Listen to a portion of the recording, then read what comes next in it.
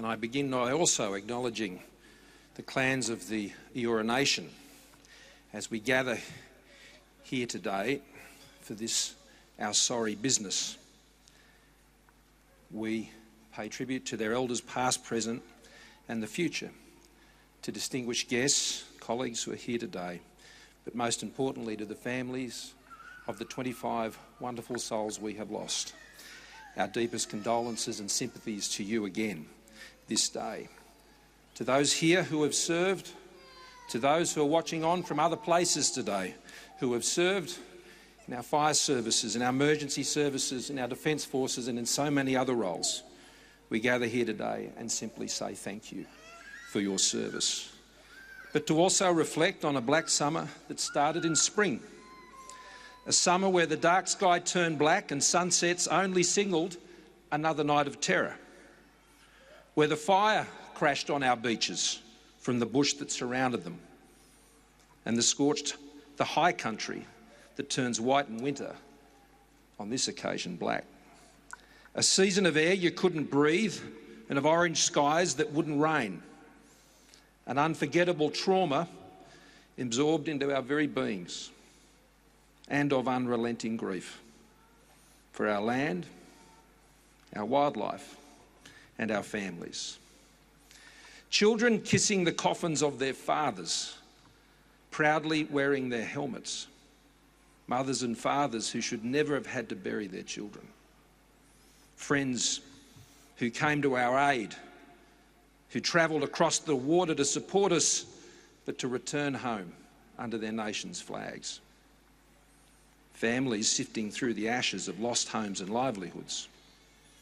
Towns and places that came to embody both our loss and our strength.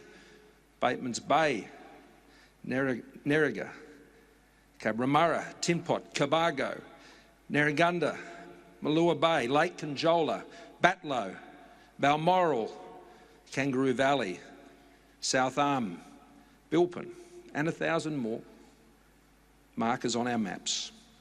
And it was a time when neighbours opened their homes to neighbours and anyone needing shelter.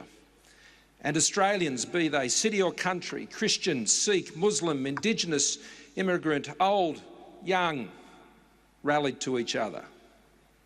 In this room there are thousands of stories of loss, chance, grief, courage, generosity, and above all love. And many more beyond, known and unknown. And we see those in the stories a reflection of our humanity. Across this land and here in New South Wales, we witnessed the most extraordinary actions by fire and rescue, the RFS, our paramedics, our ADF, our defence forces, and almost every community group our country could muster to this effort, standing by each other and willing each other on. Not individual efforts, but efforts of crews, of teams, of communities, discovering and demonstrating once again that we are always stronger together. On Australia Day, I told the story of the Wingelow Brigade, who was able to meet just the other week and say thank you in person. Near night's end on their night of terror, Brigade Captain Mark Wilson said it felt like we were losing, but in the morning, the town had been saved. A similar story was told in Batlow of courage, loss and achievement, and in so many other places. Amazingly, Mark had arranged for his daughter to be looked after by her mum, he told me, while Mark was called on to lead his brigade. Mark told me he thought she would be out of harm's way. She went to Cobargo, only to see her mum's business destroyed as the fire hit that town, even before that terrible night in Wingelow. These fires offered little, if any, respite or places to seek refuge as they burned and they burned and they burned across our state and our country. And I'm sure Commissioner Fitzsimmons, who has led this effort so incredibly well, could tell us many more stories, and I'm sure he will, and these stories will be told amongst the brigades for decades to come.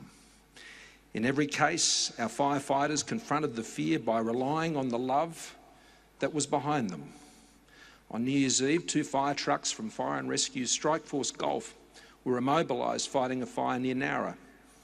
8 firefighters trapped It was dire. All 8 firefighters sent texts to their families. Trish Doyle recounts receiving a text from her 20-year-old son, just 20. He texted, "I don't think we're going to make it. I love you, Mum." In the midst of fear, chaos and confusion, and 1,000 thoughts, this son's heart and those of his comrades turned home towards the people they loved. For 2.5 hours, these families waited.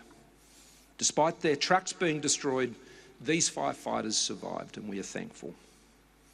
We've lost firefighters, aviators, farmers, and civilians alike this summer, all carried within them, even until the end, the DNA of our universal language, I love you. We know all who were lost, who fought, who served, who volunteered, drew strength from who they loved and who loved them.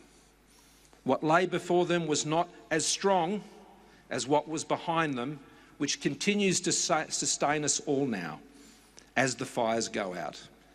And from this we witness thousands of extraordinary actions, and we have heard of Horsley Park Brigade, who lost Deputy Captain Jeff Keaton and firefighter Andrew O'Dwyer in December. Just like Sam McPaul, they were young family men. And the morning after Jeffrey and Andrew's loss, the brigade met. Under Darren's leadership, they wept, they remembered, but they made a decision to return to the fireground. And as one said, it was the only place where we felt we could honour the bravery of our friends, and so they did. They went back out and faced another day, but still relying on each other, sustained by the love of those they left behind. That's a lesson for all of us who have lost this black summer, to rely on each other as we stand to face another day, often without those we love. It's Sunday. Let me finish and indulge me with a reading from Isaiah 58:11-12, which I've turned to on quite a few occasions lately. The Lord will guide you always. He will satisfy your needs in a sun-scorched land and will strengthen your frame. You will be like a well-watered garden, like a spring whose waters never fail. Your people will rebuild the ancient ruins and will raise up the age-old foundations. You will be called repairer of broken walls, restorer of streets with dwellings. This is my prayer this day. As a nation, let us stand together, repair the broken walls, restore the streets with dwellings.